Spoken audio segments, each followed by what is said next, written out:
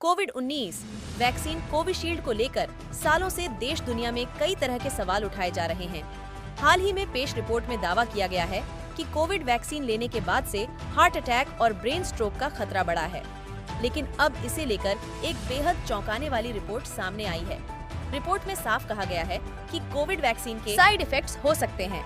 Company ने court में पेश दस्तावेजों में दावा किया है कि इसके कम मामले हो सकते हैं, लेकिन कुछ लोगों पर इसके गंभीर साइड इफेक्ट्स दिख सकते हैं। कोविशील्ड और वैक्सीजेवरिया वैक्सीन के साइड इफेक्ट्स के कारण ही लोगों में हार्ट अटैक और ब्रेन स्ट्रोक का खतरा बढ़ा है। आइए जानें, शरीर में ब्लड क्लॉट होने पर क्या क्या बदलाव होते हैं। कहते हैं ना, बहता हुआ पानी साफ रहता है, लेकिन अगर पानी रुक जाए या जम जाए तो उसमें कई तरह की गंदगी, कीड़े मकोड़े पनपने लगते हैं।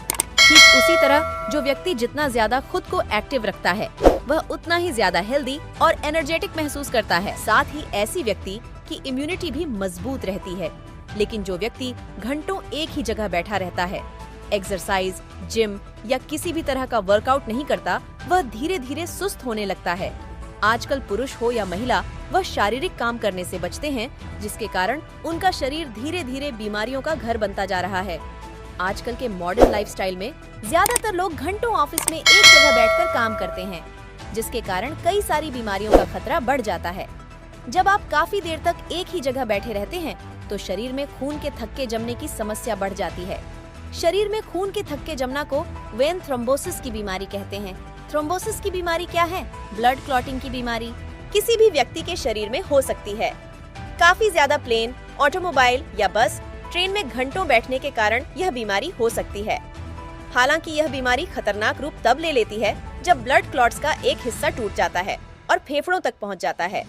इसे पल्मोनरी एम्बोलिज्म कहते हैं। कब बढ़ जाता है इस बीमारी का खतरा? अगर किसी व्यक्ति का वजन काफी ज्यादा बढ़ा हुआ है तो उन्हें इस बीमारी का खतरा काफी ज्यादा बढ़ जाता है। 40 साल की उम्र के बाद महिलाओं को हो सकती है ये बीमारी। सर्जरी या चोट लगने के बाद भी इस बीमारी का जोखिम बढ़ता है। एस्ट्रोजन कंटेनिंग कॉन्ट्रासेप्टिव खाने से भी इस बीमारी का खतरा काफी ज्यादा बढ़ जाता है। एक्टिव कैंसर या हाल ही में कैंसर के इलाज के कारण इस बीमारी के लक्षणों की पहचान कैसे करें जिस व्यक्ति की इम्यूनिटी कमजोर है?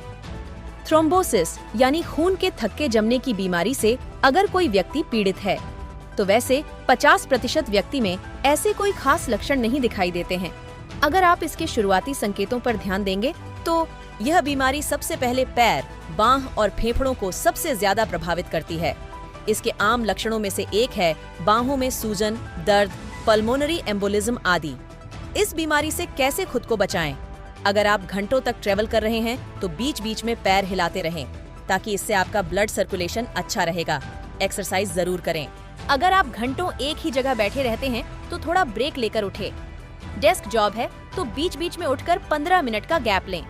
आपने कोरोना वैक्सीन ले ली है तो खुद को एक्टिव रखें। अपनी इम्यूनिटी को मजबूत करने के लिए अपने खान-पान और लाइफस्टाइल का जरूर ध्यान रखें। अगर किसी व्यक्ति को हीमोफीलिया की बीमारी है तो उनके लिए खून का थक्का जमना सेहत के लिए फायदेमंद होता है, लेकिन कई बार यह काफी ज्यादा खतरनाक साबित हो सकता है।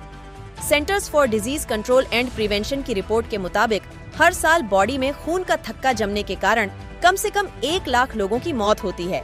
यहाँ तक कि कैंसर से पीड़ित लोगों में मृत्यु का एक प्रमुख कारण यह भी है।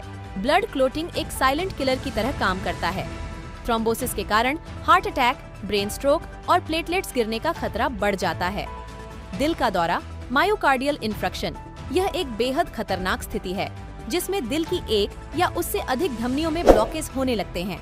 इसके कारण हार्ट अटैक का खतरा बढ़ जाता है। दिल में सही तरीके से ऑक्सीजन नहीं पहुंच पाता है, जिसके कारण खून के थक्के जमने लगते हैं और बाद में हार्ट अटैक पड़ जाता है। ब्रेन स्ट्रोक की स्थिति में भी यही होता है कि ब्रेन में ब्लड ठीक तरीके से नहीं पहुंच पाता है। दिमाग में ऑक्सीजन की कमी के कारण ब्रेन स्ट्रोक का खतरा बढ़ जाता है।